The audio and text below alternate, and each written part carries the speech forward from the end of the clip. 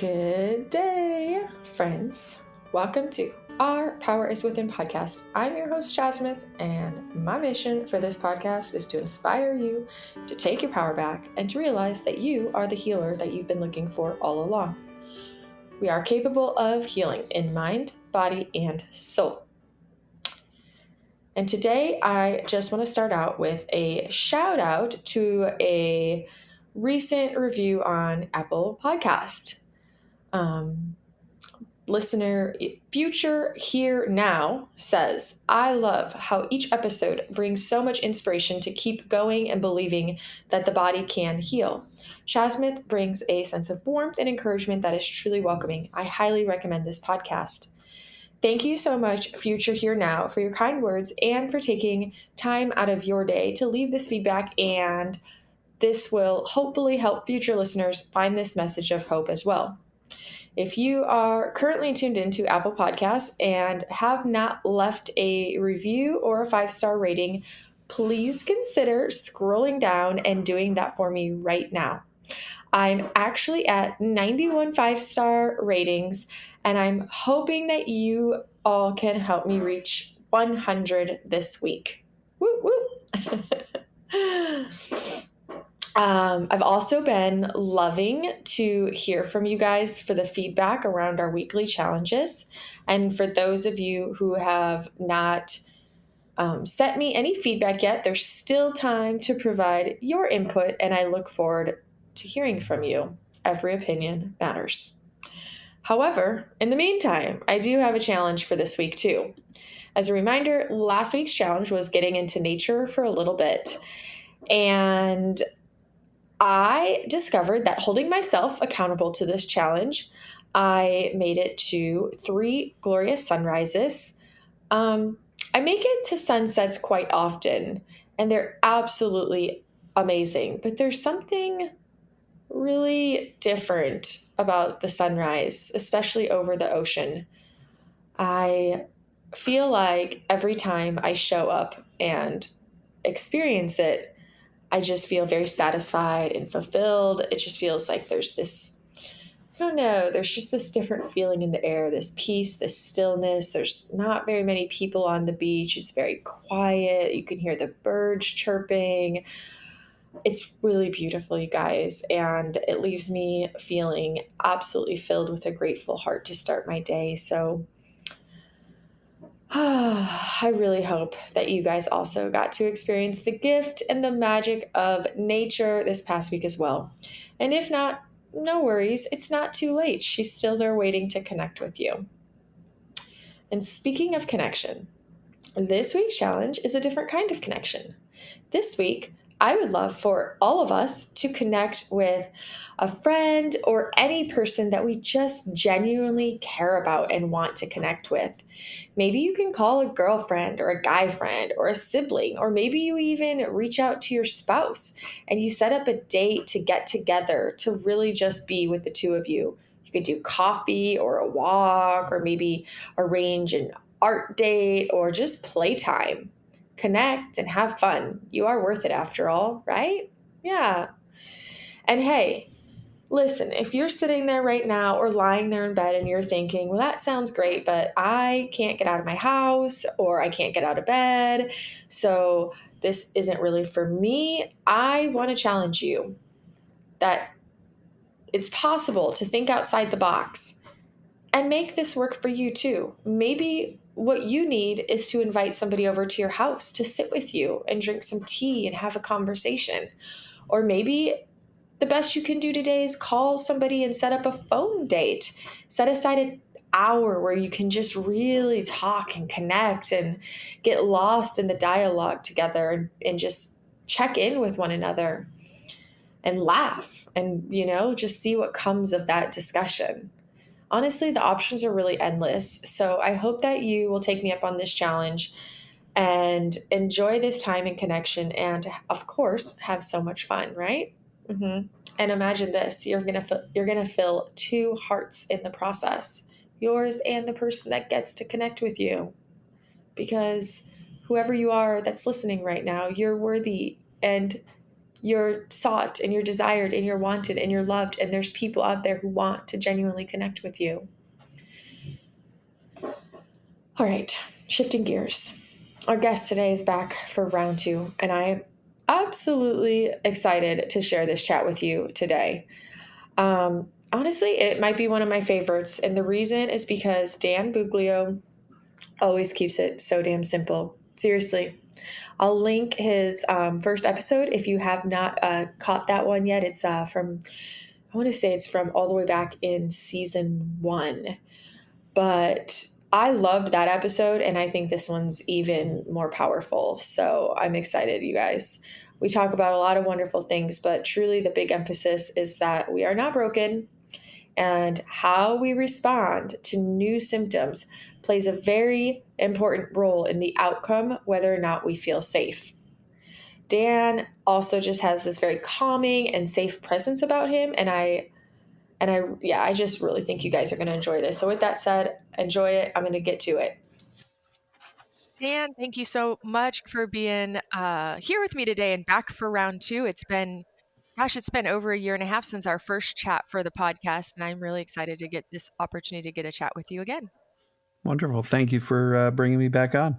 Absolutely. I'm so excited. I know that a lot has shifted, and I know that in the world of pain and pain science in the brain, we're just constantly learning new things. And I know you're really involved in this community, so I'm really excited to see what comes through this conversation today.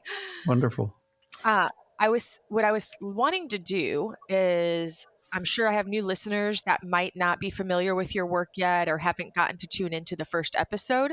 So maybe we could start out with you just giving a nice brief introduction to your experience of recovering from TMS and chronic pain. Okay. In my early 30s, and I'm 57 now to give you a little bit of timeline. So in my early 30s, I had a bout of back pain, bending over to put on my underwear of all things.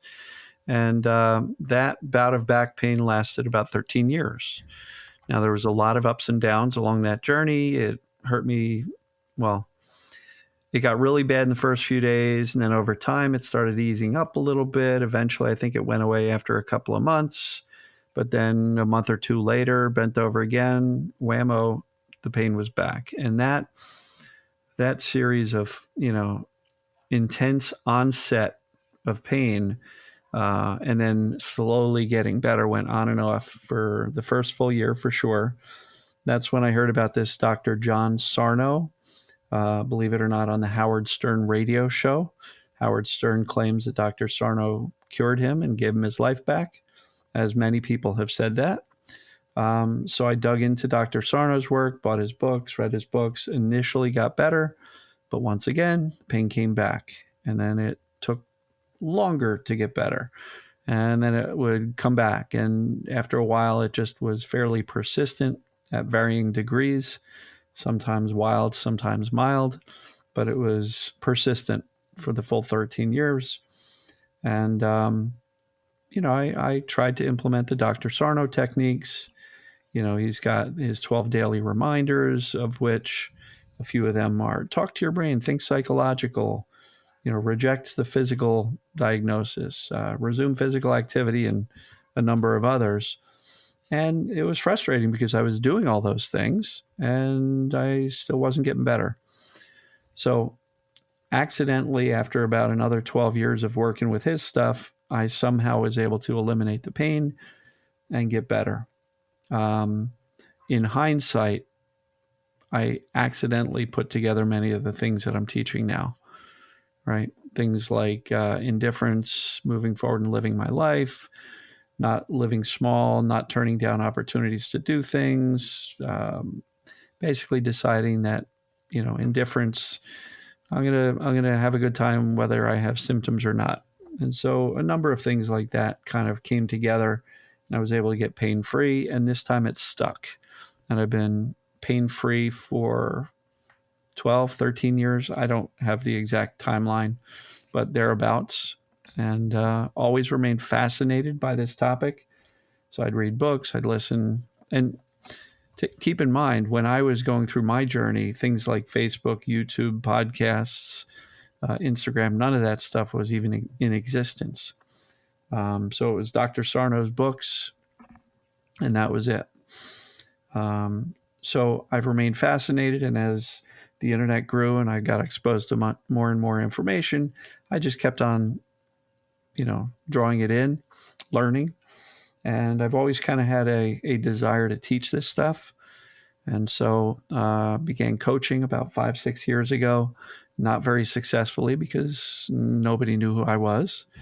And, I had a mentor who was teaching me, charge a lot of money, but you only need a few clients. But I couldn't even find those few clients because, again, nobody knew who I was.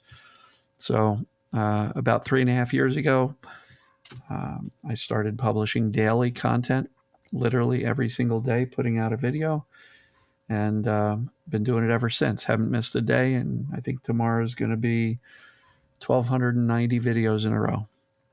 Wow. So, as a result, not only have I been publishing the content, but I've gotten incredible feedback from the community at large around the globe that the concepts and the way I simplify Dr. Sarno's work and add some of the more modern pain science into it, brain science, how things work, how the human body works.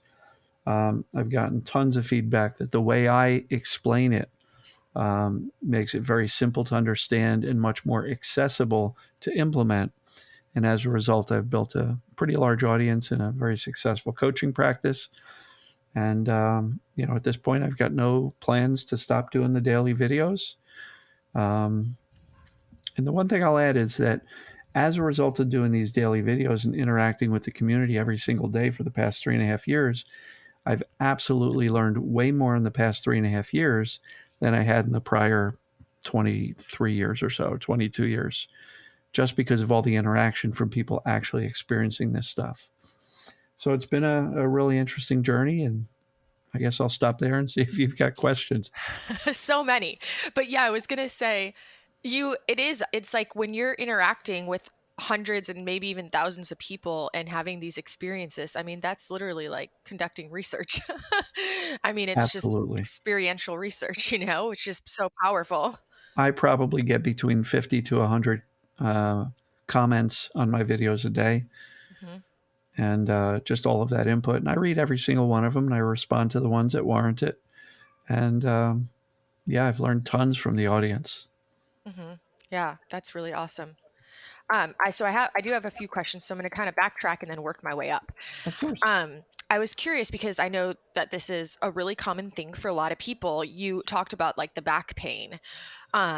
In your experience and throughout your journey, did you ever have any other commonly known TMS? And for anyone who's listening and this concept is new, it's TMS is the term that Dr. John Sarno coined for the mind body pain that he discovered. And it stands for either tension myoneural syndrome or tension myositis syndrome, which is basically the mind body syndrome. But Mm-hmm. did you personally have any other types of TMS, mind body symptoms creep in and out of your life, or was it really just the back pain? Well, during that time, it was just the back pain and sciatica.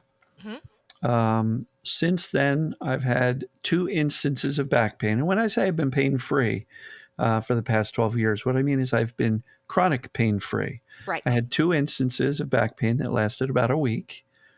And based on the way I recommend people respond to their symptoms, I gave it zero fear, zero attention, checked in on what was going on stress wise, emotionally, and kind of put it out of mind and kept on living. And sure enough, it abated within about a week's time in both cases. Um, so, no chronic pain. So, I did have a few weeks worth of neck pain with some radiating stuff down my left arm. Again, zero fear, zero attention, knew what it was, called it out for what it was. And I did have a bit of persistent headaches for a little bit. But again, same scenario, was able to eliminate them through this mind body approach, the very one that I teach every day. So, Uh huh. look, to your point, I know I mentioned back pain, but to the audience at large and doing what I do now, there is no end to the variety of symptoms that I hear about on a daily basis. Right. It's Right. unbelievable. You could probably list hundreds, if not thousands, of physical sensations or symptoms that can all be traced back to a brain that is perceiving danger and therefore will respond with this type of a mind body approach. Right. And I think that's so powerful that we can point that out, because I think that when people hear recovery, quote unquote, recovery or healing stories, I think they have this, and sadly, sometimes this is conveyed in the community, but they get this idea that they're going to never have a pain again. And I love how you pointed out, it's not your, when you say pain free, you're chronic pain free. That doesn't mean that you're living a human experience. We're going to have emotions, we're going to have stress, we're going to have life happens, and so there is still potential for pain and or what seems like an illness or discomfort or dis-ease in the body creep in. And I think it's so important to emphasize, and that's why I love your work, because I think this is what your work revolves around, is it's how we're perceiving those symptoms, that pain, those sensations, and the energy we give to it and the mindset we have around it. And it's when we approach it with fear and worry or obsession or rumination or, Mm-hmm. all those things, that it tends to go from what could have been just an acute, experience in the body to something persistent and chronic. Correct. Yeah. Absolutely. Yeah. And, being somebody who's gone through so much of this myself, I understand how easy it can be to fall into those fear responses, because if we have lived life in our past with really uncomfortable, painful, chronic symptoms, it's easy when something new comes up to respond with fear, because of all the fear that, like, oh my god, I just got better, like I don't want that life I used to live, I don't want this to last the next 5 years. So Sure. it's easy to kind of default back into that, and that fear of like, oh my god, is this going to be chronic too? So but so Yeah. important and how we respond to not do that. Yeah. It's so easy for people to say, well, from the time my original pain started till the time I got better was 5 years. Now I've got a new symptom. Oh, no, it's going to be another 5 years? Yeah, Absolutely exactly. not the case. Right. Because now that you know what you know about this mind body type of cause for symptoms, the sooner you call it out for what it is and say, oh, this is a mind body thing too. So therefore, I am not going to run to 18 different doctors over the next 3 months and get all sorts of medical treatments that stand no chance of working. You Hmm. can simply just go back to the foundation and say, well, let me do some assessments. And there are available assessments that can help you figure out, is this a mind body thing or is it maybe a structural thing? And once you've done that, you don't have to give it any further concern. And when you Hmm. do it that way, these new symptoms kind of fizzle out pretty darn quick. Right. Well, yeah, and even if it is a structural thing, we know the body has the capacity to heal. Like when I have something happen, like one time after getting rid of other pain, all of a sudden my other hip started hurting. And I'm like, okay, well, I got to this point where I was like, all right, well, worst case scenario, because I was working out pretty actively, pretty intensely, rigorously. So I was like, okay, well, I could have done a strain or something, but I also know my body heals. So Mm-hmm. what is the average time frame for like even the largest bone in your body to completely heal, come back stronger? Oh, 6 to 8 weeks. Okay. Well, Exactly. then I know that at the bare minimum, I mean, at the worst case scenario, something structurally wrong, but it's going to heal within 6 to 8 weeks. And Mm-hmm. that's how I kind of look at it. But I want to, super interesting and amazing that you were actually, I want to point this one out. You were able to stay fear free when you had the neck aches with the radiating pain on the left side, because so many of us have been taught to be so afraid of any sensation on our left side because we associate it with the heart, you know? So I don't know if you have any insights on how, was it just the amount of knowledge and understanding you have around this that at this point in time really helps you to remain calm and centered in these situations? That's certainly a huge part of it. Mm-hmm. um, I just realized that like I did nothing wrong. Mm-hmm. My heart health is good. I've previously had a uh, coronary calcium score done, which is basically where they do an ultrasound of your heart and see is there any calcium buildup where you'd have a heart concern, and that was perfectly fine. And so I'm not concerned with heart health. Mm-hmm. Um, and so bottom line was I knew it was TMS. It was Mm-hmm. just too bizarre. I didn't do anything. There was no fall. There was no injury, no car accident. It was just like, wow, weird feeling in my neck. And over the next day or two, it started going down, I guess the back of my left shoulder and then some radiating pain down the arm. And it wasn't like screaming high pain, but it was annoying. And I just chuckled and said, well, we've all had a crick in our neck that like takes a few days to work itself out. It was like that plus the radiating arm pain. Um, and so I just gave it zero fear, zero attention, and relied on what I know about this stuff to say, I'm not going to give it any fear because I know that'll just keep it around. Hope that makes sense. Yeah, that made so much sense. And something I wanted to ask about that also is, so you mentioned this kind of briefly. You mentioned that sometimes if something comes in, you just check in with yourself about your emotional state, maybe your stress levels, and then you kind of move on.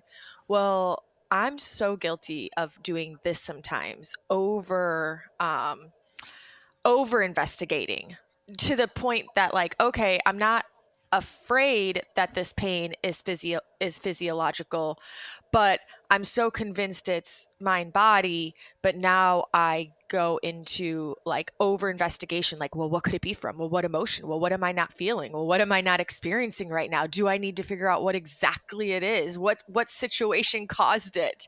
And I'm learning that that is also counterproductive, because that is also responding in fear in a sense, or like a Mm-hmm. heightened state that's not, it's like, unfortunately, in some of the aspects of the mind body community, that's kind of what we're taught to do, is like dig and dig deeper and find out Yes. what it is.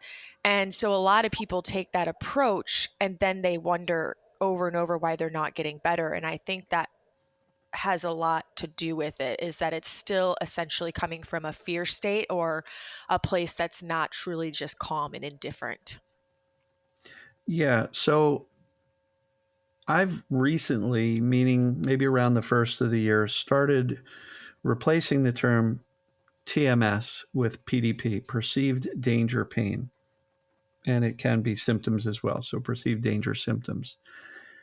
And I'm really trying to simplify it because Dr. Sarno was a genius. He figured out that the brain was responding to overwhelming stress and emotions and creating symptoms, in his description, pain, to distract us. And I like the word protect us from those overwhelming emotions that he says the brain, doesn't think we can handle.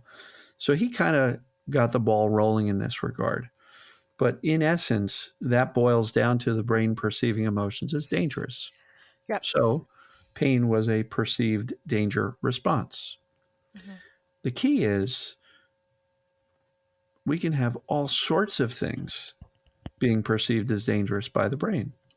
And I think I remember at some point hearing somebody in the TMS community at the medical level, I don't know if it was Schubner or Alan Gordon or somebody, saying that only a certain percentage, I think it was Howard Schubner, only a certain percentage of people have an emotional origin to their pain. Mm-hmm.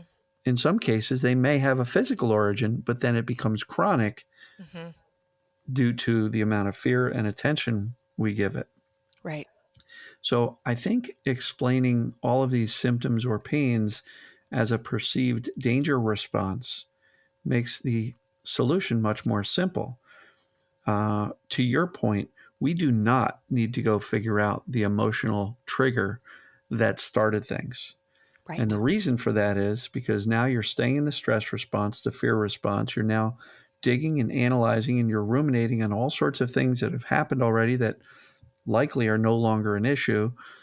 We go digging, digging, digging, digging up the skeletons from our past and wondering why we're not feeling any safer in the present because now we're emotionally experiencing all of these past, I guess, emotional insults. Um, and as long as we still hurt, the only conclusion we come to is I'm missing something. I must not have found the thing yet. Right. Yeah, the issue is you may have found the issue, but you're still terrified of the pain. So Hmm. your brain is still perceiving danger and therefore continuing to keep the pain going. So I think the desire or the desperation to go find the trigger causes people to spend an exorbitant amount of time searching for something that's not necessarily curative. I have met very few people over the years who said, you know, Dan, I found this one thing that happened to me in sixth grade and poof, the pain was gone. Hmm. I almost never see that. And so I think it's more important to go up several layers to say, okay, the brain is perceiving an emotional response as dangerous because Hmm. emotions might make you bad or crazy or out of control or weak, etc. Right? We all have self judgments about ourselves if we get overly emotional. And so that may be interpreted by the brain as dangerous. Well, once you get pain, you get medicalized, you go to dozens of doctors, all sorts of treatments not working. You're no longer afraid of the emotions. You're afraid of your body and all of the medical diagnoses and imaging studies you've seen and been told. Hmm. And so now movement can become a perceived danger. Right. Body positions, social engagements, standing for too long, walking too far, you name it. All of those things can become perceived dangers that we're completely ignoring because we're digging for this long lost emotion that triggered something 6 weeks ago, 6 months ago, or 6 years ago. Right. Well, we're not doing anything to teach our current brain that those other things that are keeping that perceived danger going are not truly dangerous because there's nothing really truly wrong with the body in the first place. So, my entire approach is all about not identifying the specific danger, but just recognizing at the high level if your symptoms are behaving like TMS or perceived danger, pain, or symptoms, we don't have to figure it out. Let's focus on teaching the brain we're safe. And once we do, the symptoms can let go. It shaves months or years off of the recovery time frame because you're not looking for that needle in a haystack. So I Right. think it's really important to just say overall, high level, perceived danger is a problem, safety is a solution. All the little stuff, don't sweat it. Don't sweat the small stuff. We don't have to figure out every single little trigger because if you start to identify triggers, let's say it's movements, let's say it's body positions, let's say it's exercise, let's say it's this. The problem is when you start to identify a whole list of triggers, what's the natural tendency? I better eliminate and avoid all those triggers. I better avoid getting mad. I better avoid getting sad. I better avoid this person because they're toxic and they trigger me. Before you know it, you're never leaving your bedroom. Your life has shrunk so much. So the key is not to identify triggers so you can avoid them. The key is to just, in my opinion, teach ourselves and our subconscious brain, which is running the show, by the way, overall, that we're safe.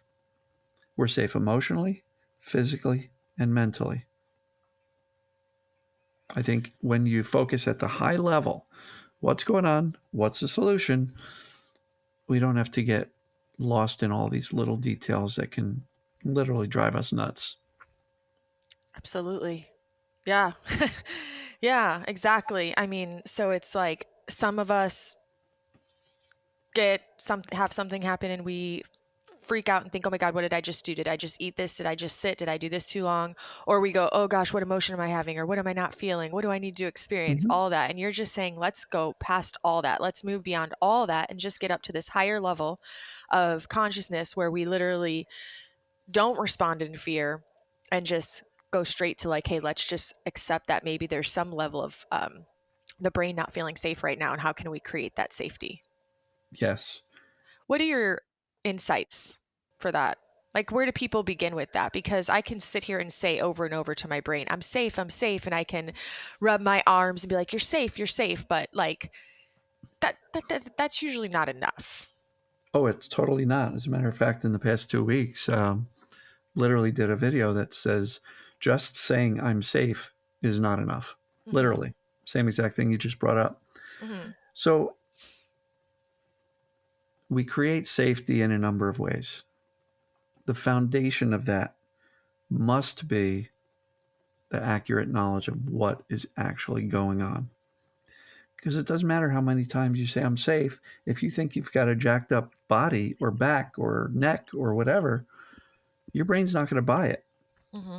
Foundationally, the brain's job is to keep us safe and alive. And it will Hmm. do it without our permission. If the brain perceives that we have a neck problem and you're going, I'm safe, I'm safe, I'm safe, the brain's going to say, no, you're not. Here's the pain. Don't move it too much. Go lay down, Mm. go relax. Yeah, Right? and how about this? Even now with all this information in this community, even if I say I'm safe, but I'm still feeling like it's anger or sadness or an emotion that I feel like might be repressed that I can't get to, that that might cause pain, that's still sending a message of not safe to the brain.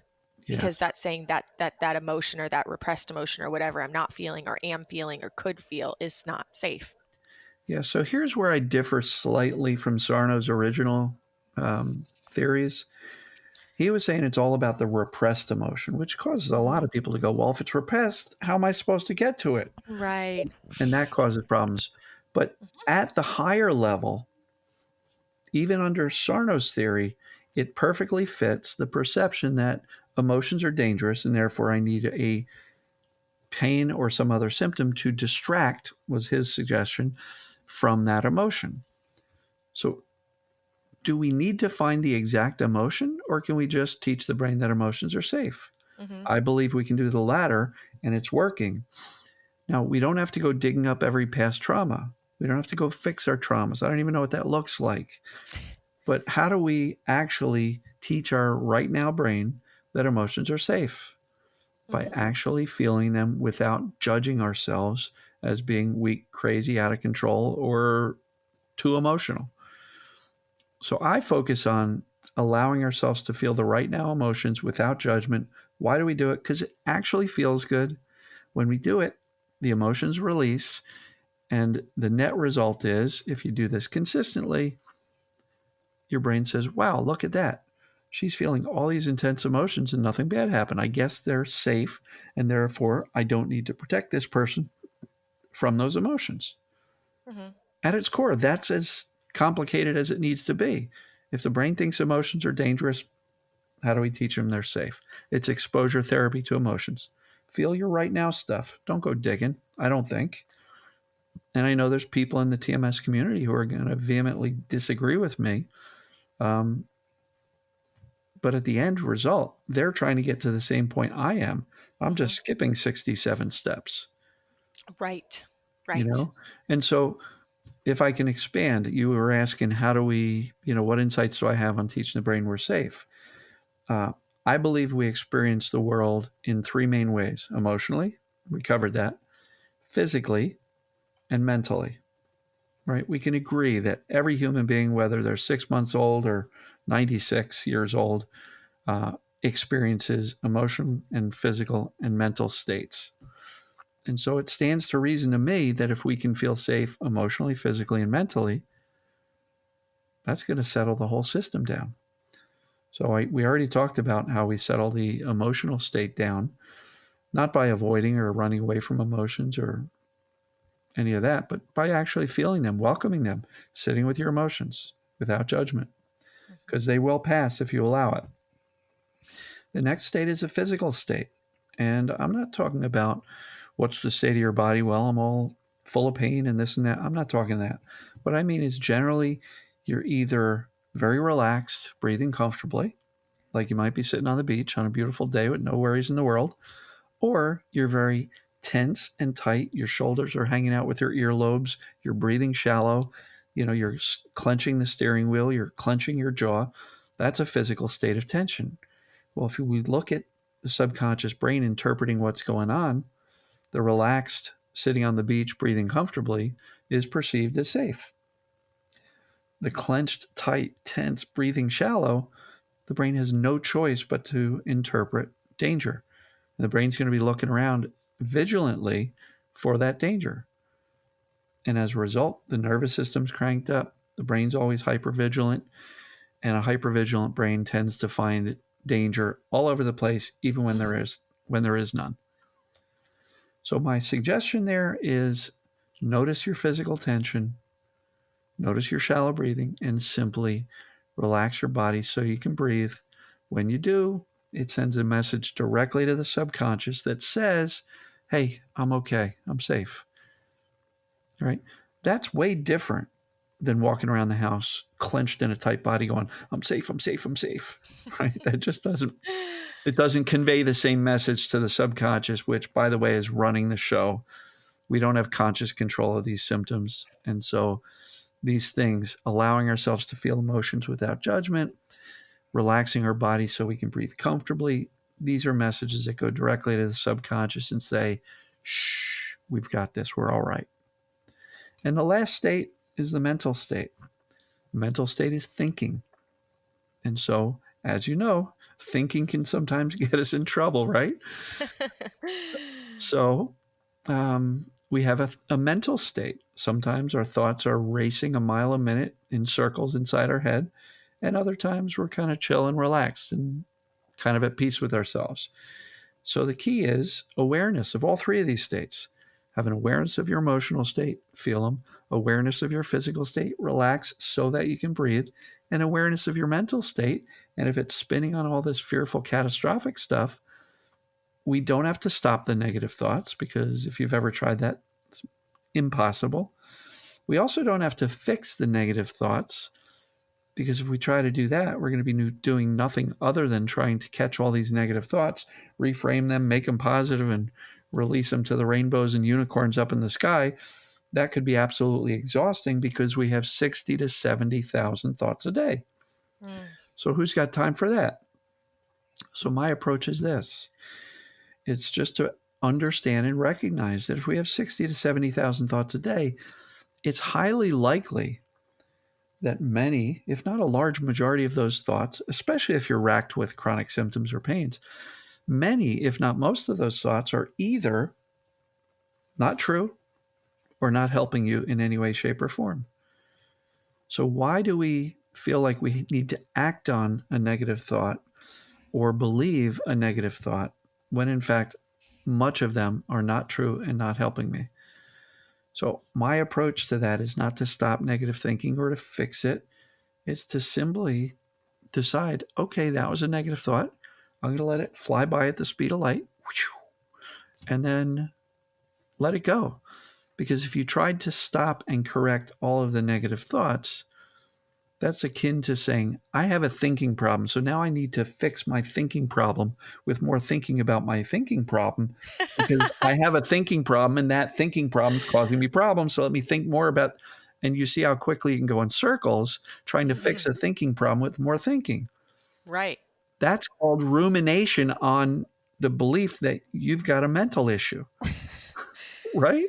Yeah. And it brings up a few things. One, it brings up the belief of I'm still broken and need fixed, when we're trying to come to the reality that we're not broken and we don't actually need fixed. Correct. And two, it can lead to more fear, because, and I admit I've been here, like fear of my thinking, fear like, oh my God, that thought just came and that's going to cause, like, that's literally having a fear response to our thinking that we're, no different than a fear response to an emotion. Yep. So it keeps us stuck in this loop, Well, we're fearful. Yeah, we're fearful of our emotions. We're fearful of our thinking, and the TMS community at large kind of propagates that to say you have to solve your emotional problems. You have to stop your negative thinking. There's even some neural retraining programs that literally say stay in a state of elation, no negative thoughts at all. And I'm saying that's not possible. So you're setting your clients up for failure. Right? So I say have all the negative thoughts you want, but you don't have to believe them. And guess what? The less significance you place on your negative thinking, the less negative thinking you have, because you're not always judging your thinking as making you crazy, out of control, a whack job, or whatever else people think about themselves. Mm-hmm. My core message is you're not broken, not mentally, physically, or emotionally. You're having a normal human experience. And if we can do that with less judgment, things are going to get better. The issue that I see a lot is that people come into this mind body space and say, my body's all broken. And then they kind of figure out, well, this TMS, perceived danger stuff, makes a lot of sense. Oh no, what's wrong with my brain? Yep. Yep. And my answer is not a darn thing. Emotions make you human. They're justified. Feel them so they can pass without judgment. Your physical body, if you're tight and tense all the time, your brain has no choice but to think there's a tiger in the room with you. So stay on guard, stay vigilant, crank up the nervous system so every little tiny sensation gets amplified in the brain and you go, oh no, what was that? And then mentally, we walk around thinking we're crazy when we're not. Yeah, but I'm hearing voices in my head. Yeah, that's called thinking. It's not a big deal. Sometimes the thoughts are going to be negative, and that's okay. You don't have to believe them or act upon them. You can literally just let them go. Because guess what? There's thousands more coming the rest of the day. Right. If you want to grab onto a thought, grab onto the one that goes, hey, there's actually nothing wrong with me. I think I'm good. Man, do I love my family. I love my life. Everything's good. Like, hang on to that stuff. Ruminate on that stuff. Why Mm-hmm. would you ever want to ruminate on the negative stuff? Because you got to fix your thinking with more thinking about thinking. I love how you explain that. But it's so true. That's what we It do. is. And Mm-hmm. so, the last of this equation here in teaching safety is how do we respond to the symptoms, right? And the three main things I always talk about are the default for people who are terrified is to freak out. Oh my God, I'm hurting so bad today. Well, what's freaking out? That's a lot of catastrophic thinking. So if you don't take your thinking seriously, you're going to freak out less by default. Um, but freaking out never got anybody better, right? Mm-mm. I've Nope. never seen anybody that had a complete meltdown, panic attack, and poof, their pain or symptoms went away. Just doesn't happen because a freak out is basically screaming to the subconscious brain, we're in trouble. You know, we're in trouble. Whatever you do, don't calm down. And the brain says, got it. We're in trouble. We're going to stay vigilant. The nervous system will stay amplified. So freaking out never works. So I recommend freak out less. Now, notice I didn't say stop freaking out. Mm-hmm. That's setting the bar too high because we have a particularly colorful day. We're going to freak out a little bit. Mm-hmm. But my recommendation is freak out less and less. Over time, you'll get better at catching it, pulling yourself out of the freak out, calmly reassuring yourself. And then, over time, you'll just notice that, well, yeah, the freak out doesn't help. And boy, when I jump immediately to the next response to pain, which is calmly reassuring myself that I'm good, then I notice my symptoms don't flare quite as much or as high or for as long.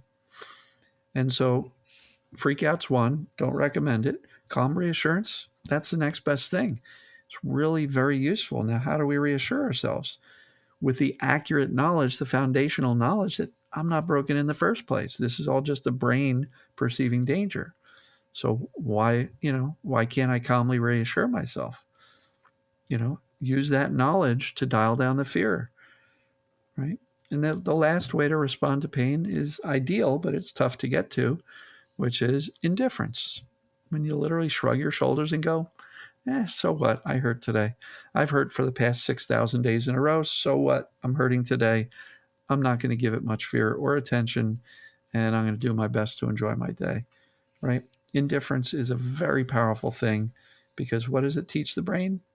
Hey, look, Dan's not concerned about his pain. The brain might go, well, if he's not concerned consciously, maybe we don't need to be concerned either because look, he's doing normal things within reason, within limits, but he's doing normal things and he's kind of living his life. So I think those three different responses to pain or other symptoms are very instructive because one's not helpful at all. The next one's getting you much closer. Your ability to calmly reassure yourself with the accurate knowledge that you're actually okay. And if you can do that with a relaxed body, calmly breathing, now you've got messages that are congruent. In other words, imagine walking around saying, Dan, it's okay. We know this is just perceived danger pain. And, there's nothing wrong with your body and you're intellectually right on the money, but your body is tense and tight and you're shallow breathing. Your brain's not going to buy that message, even if intellectually it's accurate. That's why walking around saying, I'm safe, I'm safe, I'm safe, with a tight, tense body doesn't work. Your brain doesn't believe it. So all this stuff works together. It's not one thing, it's all of it together, but none of it is terribly complex. And the last piece of the puzzle I recommend is, as much as possible, shift your focus from fixing yourself, because there's nothing to fix, back to living your life, right? Mm-hmm. Start to do more normal things. And if the symptoms show up, choose your response. Ideally, calm reassurance or indifference. Try to stay away from freak out because that just kind of keeps you in that fear state. And overall, it's like an iterative process because you're going to have ups and downs and speed bumps along the way. And if things go sideways, try not to freak out and say, oh my God, I'm starting from square one. This pain's as bad as it was when I began. Now it's feeling a little better. Okay. All it means is the brain perceives some danger in the moment. Best thing to do, get right back to safety. Mm-hmm. So all this stuff makes sense? It makes so much sense. That's why I was excited to have you come back because I love your message. I love how you simplify it all and break it down and just make it, yeah, like just really understandable and Mm-hmm. achievable. Yeah, accessible. Because the other stuff gets Yeah. really deep, and there's all Mhm. sorts of stuff that's saying, well, this is a trauma response. That's a trauma response. And if this happens, that's a trauma response. And now people are like, oh my goodness, do I need trauma therapy? Right. And Yeah. how do you know if you've got the trauma fixed? If you still got symptoms, you're going to decide, well, I didn't. So I need more Mhm. trauma work. But then we go back and terrify ourselves over and over again, Mhm. reliving and revisiting the traumas. And I don't see that is necessary. Some people may find value in it. And I'm not saying trauma work is not valuable. I just don't think it's a required part of recovery from your brain being in a place where it's perceiving danger. Actually, revisiting the trauma can make the brain perceive more danger. Right. So that's my Yeah. take. So I try to keep it as simple as possible, as trauma free as possible. And so far, it's working. People are getting Mhm. better around the world. Absolutely.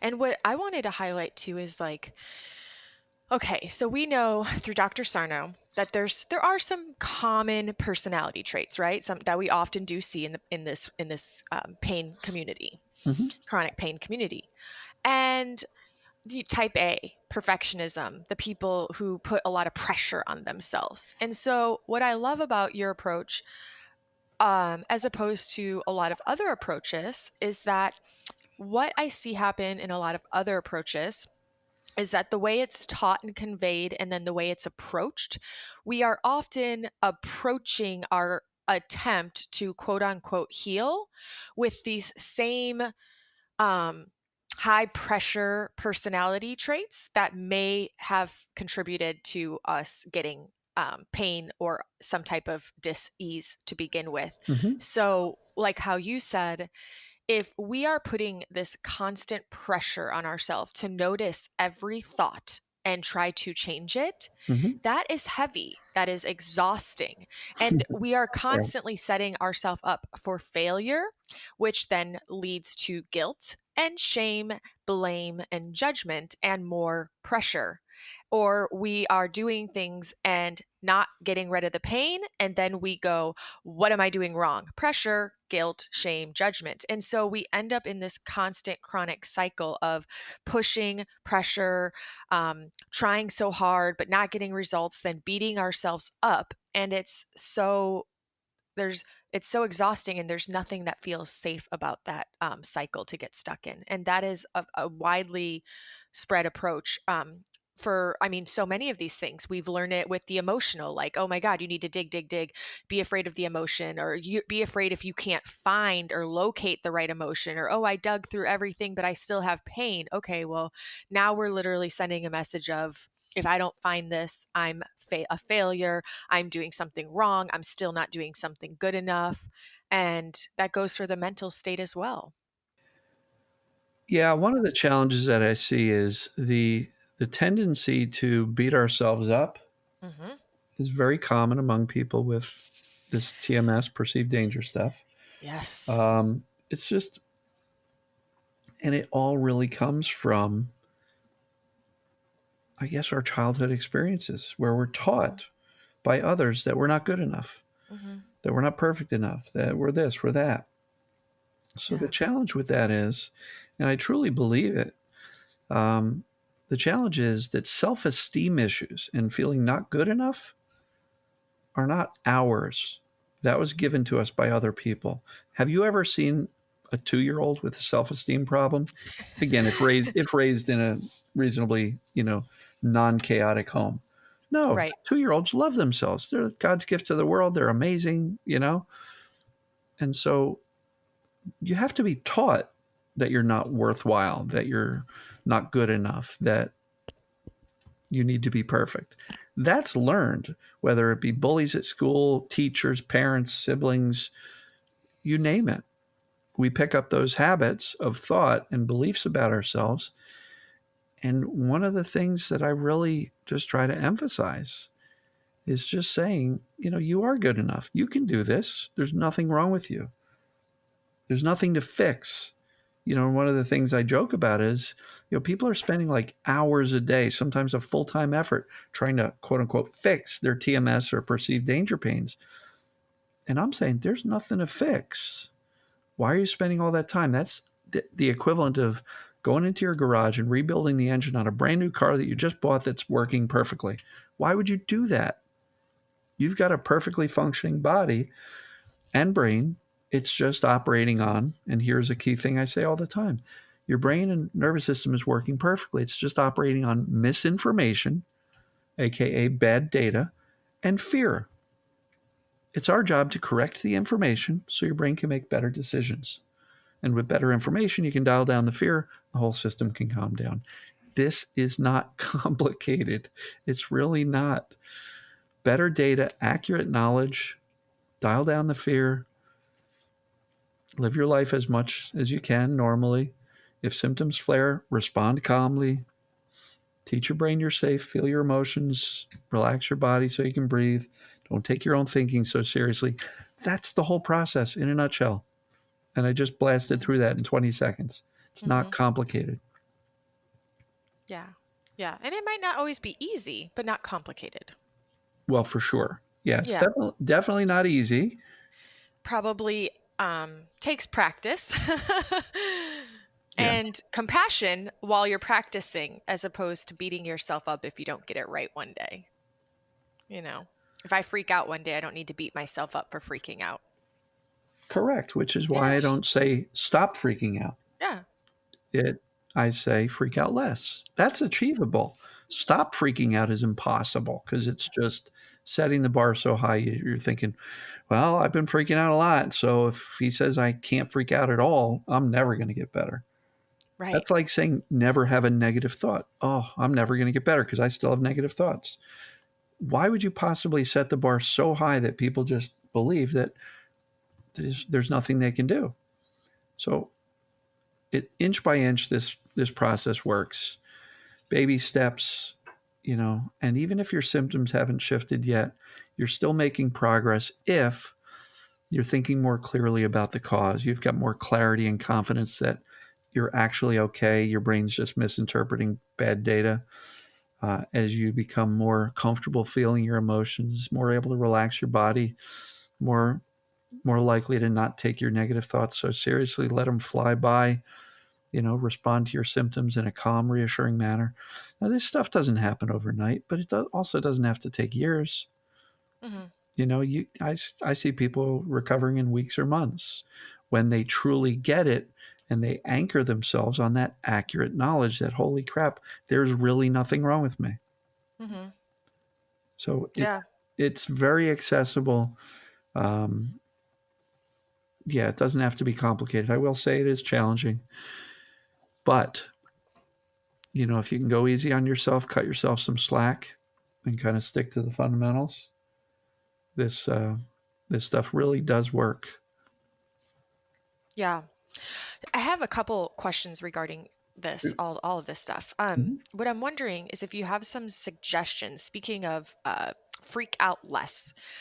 So, do you have any insights into healthy ways that people can potentially pull themselves out of a freak out moment or help themselves to freak out less? Because we all know that sometimes when you're in the midst of intense freaking out or Mhm. rumination, it's like, okay, I'm here. How do I pull myself out of this? Okay. So, great question. Um, when you're in a freak out, what's really driving it? Adrenaline, cortisol, but what's driving that? Catastrophic, fearful, oh no, I'm going to be this way forever type of thinking, right? Now, when you're in a freak out and you're in that state, almost in near panic, you're not going to be able to think your way out of it. You're Hmm. just not, right? That's like saying to somebody who's having a panic attack, think logically, you're okay. Not going to, we can't think our way out of a freak out, which is based on catastrophic thinking. But what we can do is kind of go back to the body and just say, all right, time out. My brain's flying. Let me just relax my body consciously so that I can breathe. And guess what happens to the thinking when you get your body to relax, get out of that clenched, shallow breathing, almost hyperventilating state? When you can relax your body and breathe, what happens to your thinking? It tends to slow down, doesn't it? Right. And when you can get to that point where your body is relaxed and your breathing has become a little bit more natural, your thinking will slow down, and all of a sudden you're going to start seeing the opportunity to come out of that freak out. And that's when you can move right from that into calm reassurance, which is the ability to teach yourself, I'm okay. How do I know that? Because I understand this perceived danger stuff. I understand TMS. I've done the homework. I've done the assessments. It's clearly got my name written all over it. And so when you can get out of the freak out by slowing things down in your body, slow down the thinking, that's when you can start to shift to the intellectual calm reassurance. And guess what? You've already got the relaxed body, which is what I was talking about before, being congruent with the message and the body. So it's a matter of having awareness, and awareness covers this entire thing. If you're not aware of the fact that you're getting all emotional, or that your body's tight, or that your thinking is going offline, going on a loop, it's going to be very difficult to influence things and make changes. But awareness of all this stuff, you can make these gentle changes. Oh, I'm feeling really angry. Oh, gentle change. Let me give myself permission to feel it in the bathroom, the bedroom, wherever. Notice your physical state. Ooh, let me relax my body. You can do that at the grocery store at the checkout line. It doesn't have to be a dedicated practice where you go sit in a corner for 30 minutes and, do your, you know, guru hums and ohms. You know, we don't have to like stop Thanksgiving dinner and say, all right, family, I'm feeling a little bit stressed out. So excuse me, I'm going to go meditate in the corner. Don't bother me, and try to keep it down. We don't have to do that. The family will look at you like you're nuts. But we can relax our body and breathe a little more comfortably and not let our thoughts carry us away. If we're really angry and we need to make some angry faces in the mirror, well, then we can excuse ourselves, go to the bathroom, and for 2-3 minutes, do just that, allow it to pass, and then you can come back in and carry on. That's Right? such a good point. Yeah, absolutely. We don't have to freak out at the family screaming at the top of our lungs and saying, I've got to go meditate now. I hate all you guys. No, that's called expressing our emotions, which is, I joke, it's like vomiting your emotions on the people around you. We don't have to do that to get better, but feeling the emotions and teaching the brain that emotions are safe is the way forward from the Mhm. emotional standpoint. So, Speaking of feeling our emotions, what is your insight and advice when you're coaching somebody or working with somebody who is just so disconnected from their emotional state that they're like, I don't even know what I feel, or I don't know what, like, I don't know. How do I tap into that, Dan? Well, sometimes that statement comes from a story in their head that says, I don't know how to feel my emotions. And they've been telling themselves that story for so long they actually believe it. And I'll usually just try to cut through that by saying, well, have you ever gotten pissed off? Yeah. I was like, then you know how to feel your emotions. Have you Good ever point. gotten sad? You ever have a dog or a cat die or a grandmother? Yeah, I got sad. Then you know how to feel your emotions. Stop telling yourself you don't. You do.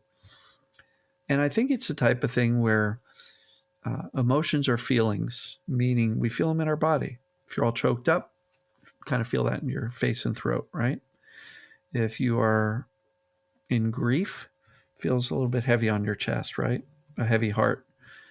If you had your feelings hurt, kind of feels like a kick in the gut, right? So most of the emotions are felt kind of between our face, chin, and our belt of our pants. So sometimes you can just sit and observe what are you feeling in your body. And that may give you a clue. And I don't have a chart that says, well, if you feel this in this part of your body, but it can give you a clue. And if you're Mhm. just feeling this weight on your chest and you can't really identify it or label it, so what? Allow yourself to experience that anyway. Because sometimes anger and sadness pile on each other and it's both of them and you can't really identify. You don't have to label everything. And more importantly, you don't have to say, I am feeling anger because story, story, story. Look, if you're feeling angry, allow yourself to sit with the anger, but you already know why you're upset. You don't have to tell yourself the story because oftentimes, every time you tell yourself the story, you recreate the anger. Because I've had Mm, people say, "Oh, I allowed myself to feel anger and it's lasted 3 weeks. How come that? How come my anger won't leave?" mm-mm. Well, two things. One, you may have had so much stored up anger that you've never allowed out that it continues to pour out, or you're pissed off about the same thing over and over and over again because you're ruminating and telling yourself the story. Yep.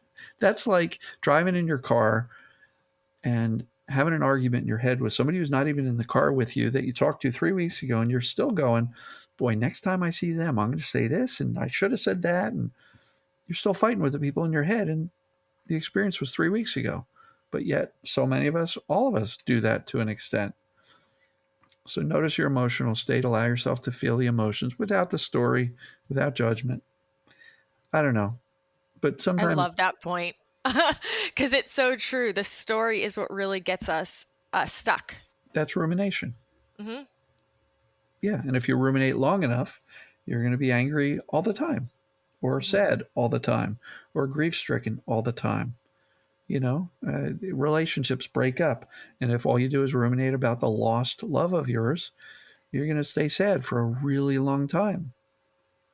Right. And so it's okay to feel the emotions without judgment. Hey, that makes us human. We're supposed to feel them. That's how we were designed. But at the end of the day, the story is what keeps the emotion going over and over and over. Right. Yeah. Makes so much sense. So you said it could this stuff, we don't have to spend years practicing No, um not at all. safety, that it can take, days, weeks, months. But I'm curious, in general, are we ever done reinforcing safety, or is this like, oh, I practice it, I feel safe, and then I go resume life as I once used to? Or is this like, no, in some regards I actually have to kind of shift how I was living my life before and how I respond to life? I don't think this is a thing we have to do every day forever. For me, I don't practice safety daily. I don't have Okay. a daily routine. I just know that if I'm upset, my natural default is to go, oh, yeah, I'm really pissed off about that or sad about that, to allow it without judging myself.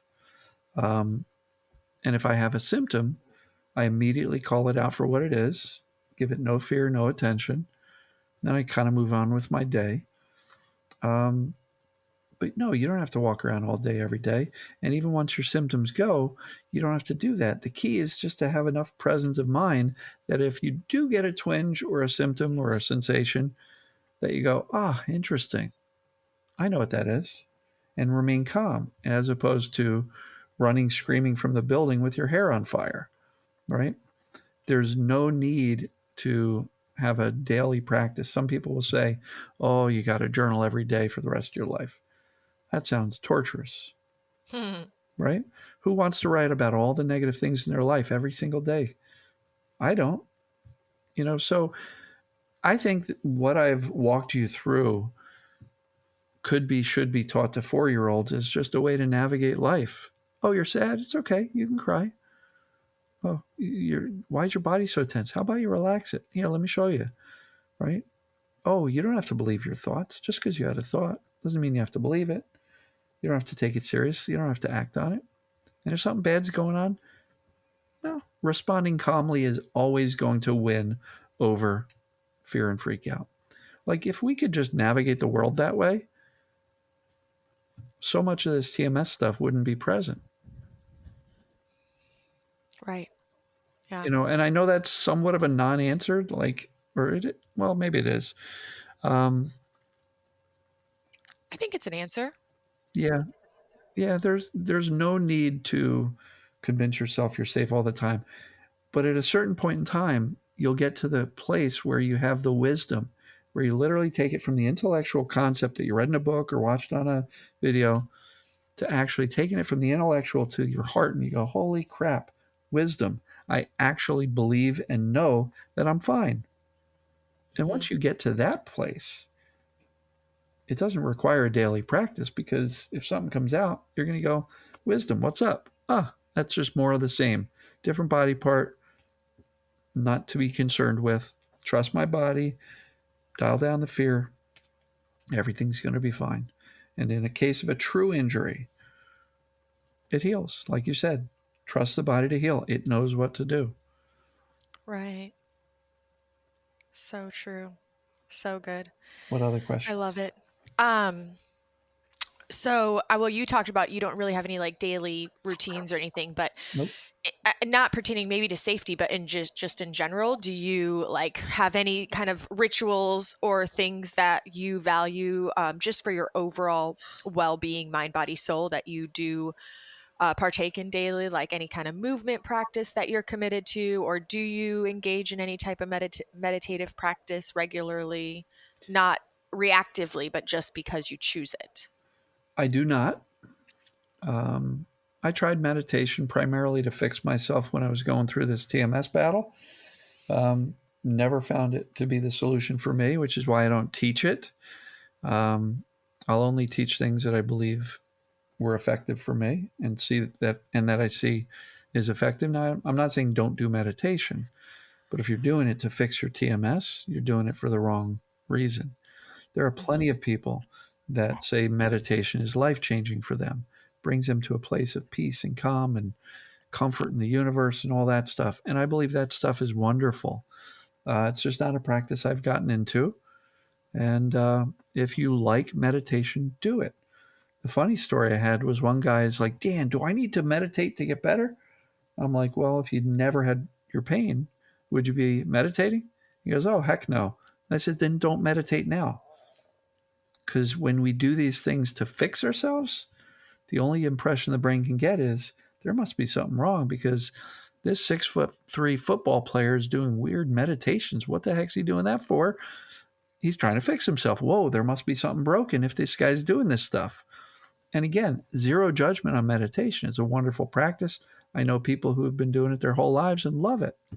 But if you're doing it to fix a perceived problem, your brain is going to continue to see that fixing activity as evidence of a problem. Mm, that's such a good point.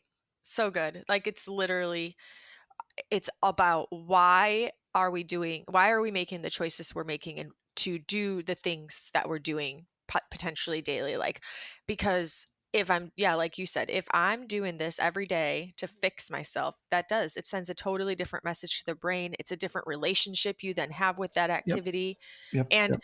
I know from personal experience, once again, that when you start creating this like laundry list of things that you need to do every day to be well, you're it's so time consuming, and that once again puts pressure on yourself. And when you're so focused on this whole list of things you have to do to be well, when Ugh, do you have time to go live your life because you just want to like enjoy life and the live? point is you're already well. Yeah. There's nothing to fix, not Yeah. physically, mentally, or emotionally. Stop judging yourself as broken. Now, Yep. symptoms are really compelling to tell you that you're broken. Hmm. But if you understand that the only reason you've got symptoms or pains is because your brain has lots of misinformation, bad data, and tons of fear fueling it, then there's really nothing to fix. We just dial down the fear with the accurate information so that we can kind of focus on living our lives. That's Yeah. why I don't have a daily practice.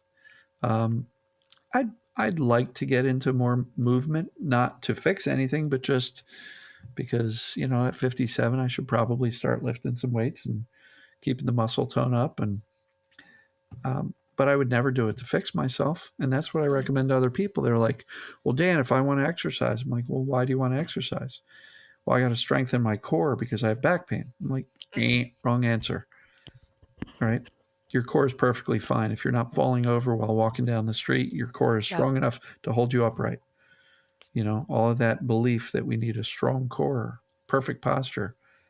It's just more pressure to be perfect. Right. Right. So if you want to work Absolutely. out because you feel good from exercising, and most of us do when we do it regularly, wonderful. But don't try to fix it. And I'll tell people, if you want to work out, great.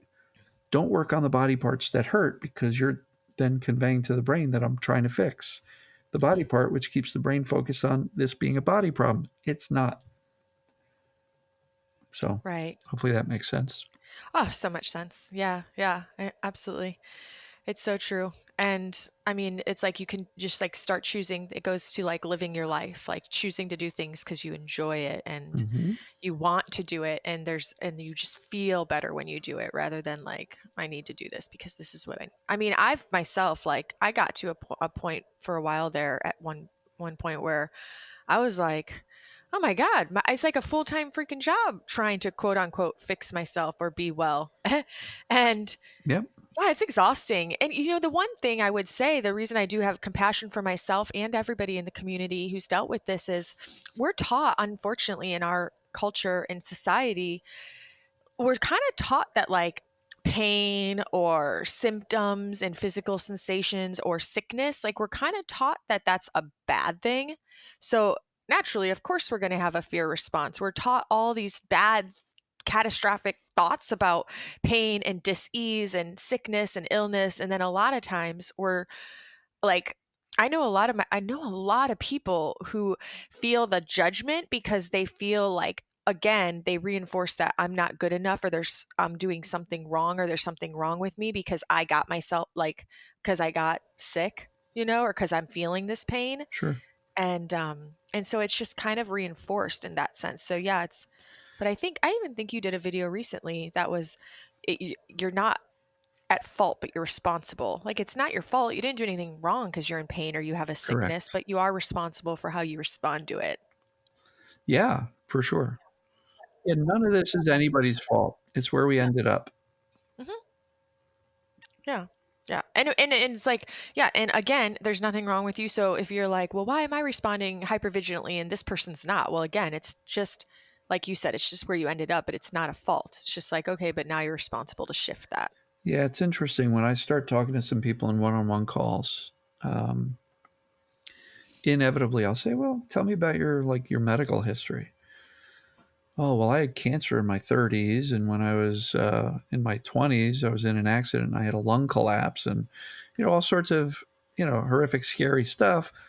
No wonder in their 40s or 50s, their brain is hyper vigilant, always looking out for danger, Yeah. right? And not to say everybody who has TMS, perceived danger pain, has had some traumatic thing. I got plenty of people who go, Dan, I'm looking back and my life was pretty darn calm and pretty good. And I had a good childhood. My parents were good, never bullied. And, some people are like, I don't get it.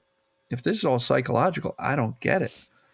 I was like, well, maybe you just had an onset of pain, an accumulation of stress, changing jobs, buying a house, moving across the country, whatever. And you got an onset of pain, and then you got medicalized. You got dragged right into the medical system. You got muscle relaxers, chiropractic, massage, acupuncture, possibly surgery, MRIs, treatments, injections. And now they're terrified of their body. Mhm. May have nothing to do with an emotional state, because inevitably when they come to find me a few years later, they've already made it through that move and job change and everything's cool. The Mhm. only reason it's persisting is because the fear and the attention to the symptom continues. And so, again, it doesn't have to be complicated. We don't have to dissect it and figure out exactly the original cause of it. Just knowing perceived danger creates a response.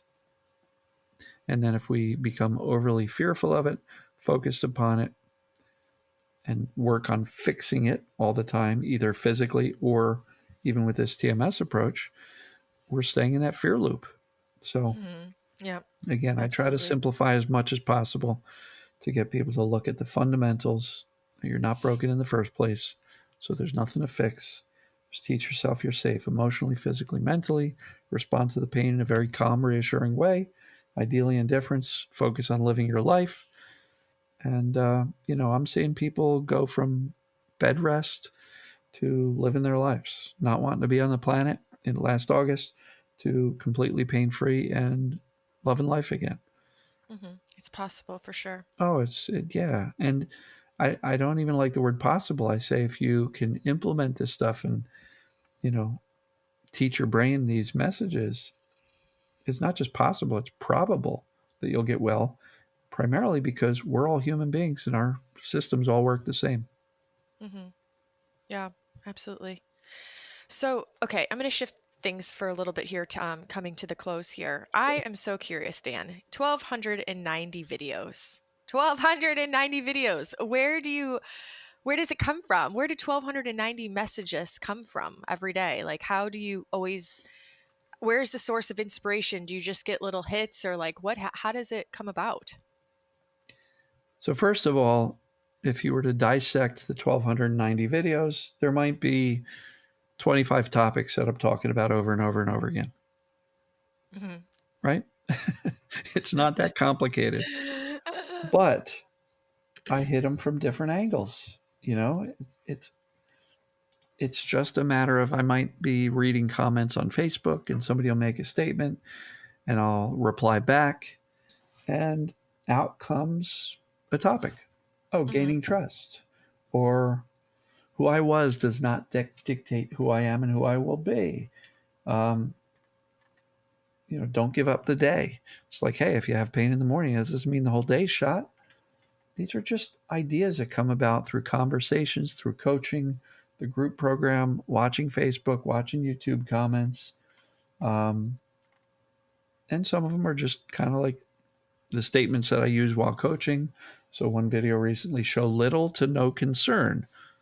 And so I hit record on the camera and I start talking. None of these things are bullet pointed out or scripted. Um, I can literally just have a topic that's, for example, any sensations can be learned. But I know enough about the topics that I can go out, sit in the backyard, hit record, and start saying, today's topic is any sensations can be learned. And I talk for 5 to 10 to 15 minutes, hit stop, and I upload it. So the topics come from everywhere and everyone, sometimes not even within the TMS community. Sometimes I'll listen to other people online, people talking about psychology.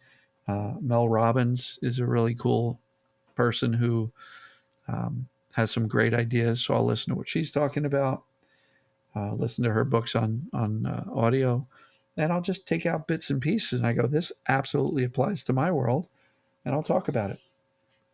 So I love it. It's super awesome. You're doing a great thing for the community for sure.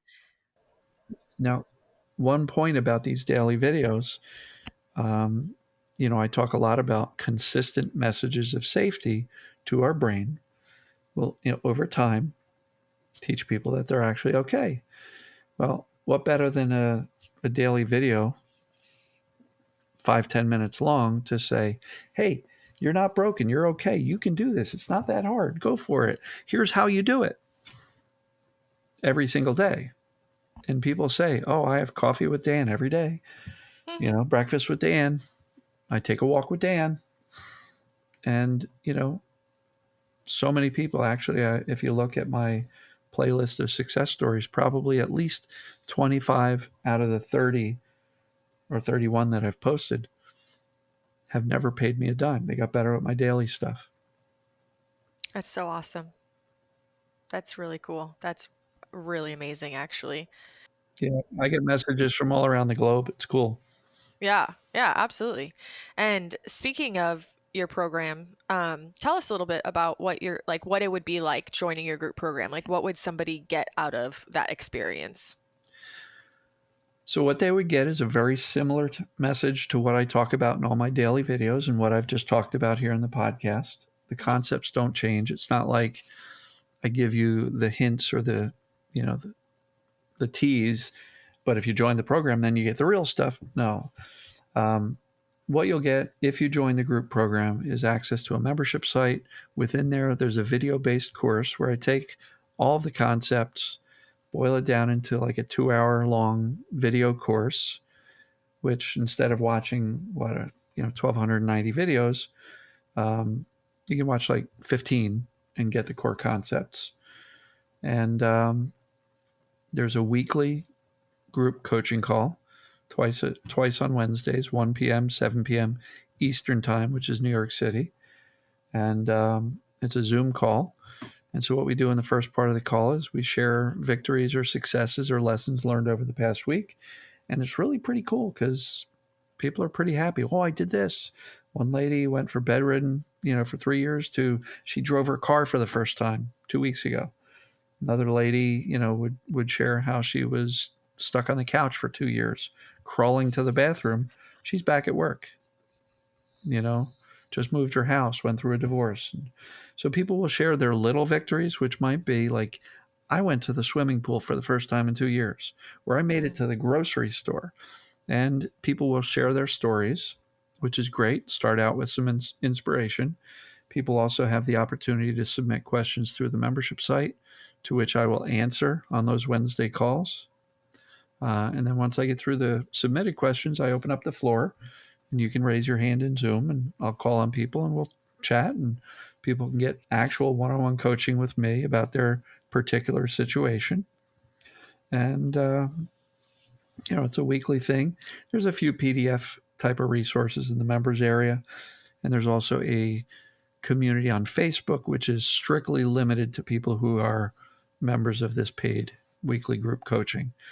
And all on its own, everybody in that community is calling each other my Pain Free You family and saying, I feel more understood here with my Pain Free You family than I do at home. And Mhm. so people are making what I believe will be lifetime friendships. Yeah. There's like groups of people who are like connecting offline and, texting each other and have a little group chat on WhatsApp and supporting each other. And so, I've seen people come into the group calls terrified, in tears, freaking out. And the support that comes from the community, there's so much empathy there that sometimes when some people are sharing, I look at the Zoom call and like half a dozen people also have tears in their eyes. Right. It's just such a cool environment and people are getting better. So Yeah. Yeah. that's available at painfreeyou.com. Click on the Get Help item and you'll see the group coaching program. Is that an ongoing? It's ongoing. You can join anytime. There's no start, no stop. It's not like it's 8 weeks start, finish. You got to wait 8 weeks to begin. You can start anytime. You get access to the course, membership, and Facebook group immediately. And the very next group coaching call is no farther than next Wednesday. Awesome. I love that. And you also still do one-on-one coaching for people who really want that individual support? I do, but 2 weeks ago, mom had a stroke. And so that is requiring me to spend a lot of time with her up in the rehab facility, visiting with her, supporting her. So currently, I've closed off my calendar to new coaching clients. I do have a bunch of people booked throughout the rest of the year, but right now I'm saying no one on one coaching. So if you want some help, honestly, you get the same information and more support than a one on one call through the group program. You get the community, you get access to me, you get the same information. Don't wait. Um, it's not worth waiting. Mhm. You get better support through the group, and you can begin immediately. Don't wait. Awesome. And it's probably more cost effective too. Double whammy. Well, yeah, it's $100 a month, US dollars, and you can get a whole year. No, I'm not going to do the comparison. I was going to compare to another program, but I Yeah, won't. no, that's good. $100 a month for 25, that's basically $25 for like a individual, like a group Per call, week. which is, Per week. yeah, that's Yeah, it's that's really peanuts. awesome. Mhm. It's cheaper. Yeah, it's cheaper than a Starbucks coffee every day. Yeah. And I know that from even last time I talked to you is your goal was to make this accessible for people. Yeah, I had a mentor that was telling me charge $5,000 and work with them until they're done, and nobody's got $5,000 to put on this. And Yeah, even if they did, it doesn't warrant that. right. It doesn't. I mean, this. So the group allows me to help more people for less per person, but they still get the same benefit. And yeah, I've been really pleased. The group has turned out much better than I had expected as far as the way the communities come together. And I have one or two ladies who are completely pain free, but they don't want to leave because they love the community. They love hanging out with these people and helping I love others. that. That's awesome. I love that so much. That's so cool. Yeah, so it's very cool. Dan, to kind of finish it off, I might have asked you this the first time around, but it's been a year and a half, so I'll ask you again. If you had the ability to only share one message with the world for the rest of your life, what message would you want to convey to the world? Oh boy, wow. Yeah, I'll suggest people listen to the past hour and 20 minutes because that's my message. No, I'm joking a little bit, but Yeah. basically, um, judge yourself less, live more, fix less. There's nothing wrong with you. You're a normal human being. Cut yourself some slack. And I know that's a bunch of messages, but bottom line is there's nothing wrong with you, not physically, mentally, or emotionally. Teach yourself that, and you can dramatically improve your life. I don't know. It's really tough to summarize all that into one message. But how about this? Relax. You're not broken.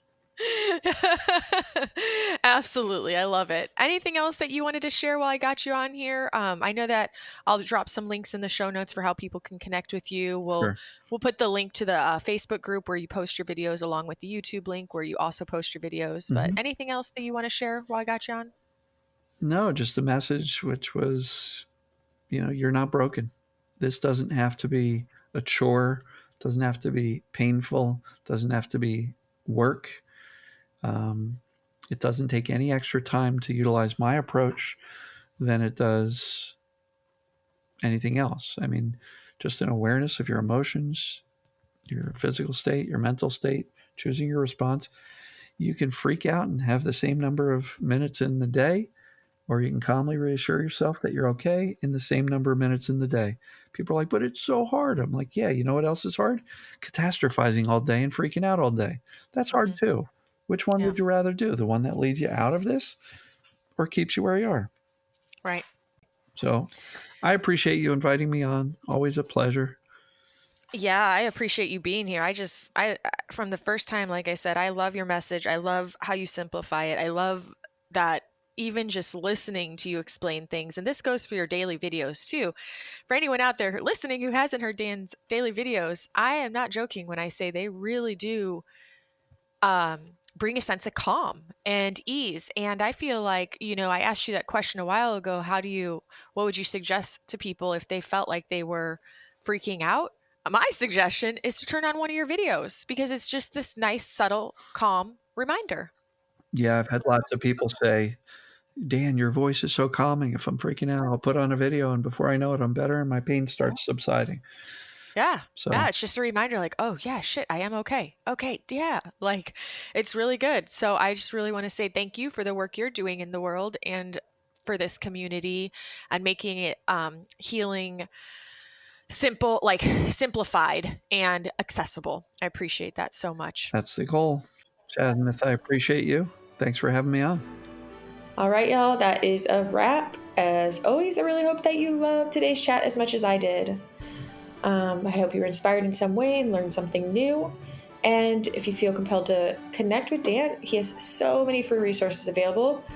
And I will have all those links in the show notes for you to be able to connect with him and follow along with his daily videos anytime it feels right for you. And in the meantime, I invite you to just check in with yourself and just notice how you respond when a new symptom or unwanted, or uncomfortable symptom or sensation shows up in your body. Is it always with fear or is it with ease? Do you trust your body yet? And if not, that's okay. But what step could you begin to take today to start trusting your body? As a reminder, I do have a link in the show notes to a virtual tip jar if you want to support future episodes for as little as 99 cents a month. Everything counts and makes a difference. And in the meantime, have fun connecting with someone that you care about and make this week great.